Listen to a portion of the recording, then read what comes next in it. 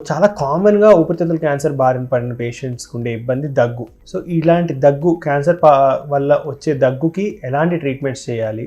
ఇంటి దగ్గర వీటికి ఎలాంటి ట్రీట్మెంట్స్ చేస్తే మనం పేషెంట్‌కి హెల్ప్ చేయగలుగుతాం, దగ్గు తగ్గించగలుగుతాం అన్నది ఇవాళ రోజున వీడియోలో మాట్లాడుకుందామండి. సో, ప్రధానంగా దగ్గు ఎందుకొస్తుంది అన్నది మీ డాక్టర్ గారు మీకు వివరంగా చెప్తారు. కొన్ని సార్లు క్యాన్సర్ కాకుండా కూడా వేరే కారణాల వల్ల కూడా క్యాన్సర్ బారిన పడిన పేషెంట్స్‌కి దగ్గు రావచ్చండి. ఎలా అంటే అలర్జన్, పోలన్ ఎక్స్‌పోజర్ అలా కాకుండా వీళ్ళకి కీమోథెరపీ కానీ, సర్జరీ అయిన తర్వాత గ్యాస్ట్రైటిస్ అది ఎక్కువ ఉండి రిఫ్లెక్స్ డిసీజ్ అంటే ఈ పుల్లతేనుపులు లాంటిదొచ్చి అది ఇరిటేట్ అయ్యి దానివల్ల కూడా దగ్గు రావచ్చు. ఇలాంటి కారణాలకి అన్నిటికంటే ముందు మనం చూసుకోవాల్సింది ఏంటంటే ఎన్వైరన్మెంట్ దేంట్లో అయితే పేషెంట్స్ ఉన్నారో అది క్లీన్‌గా ఉండాలి.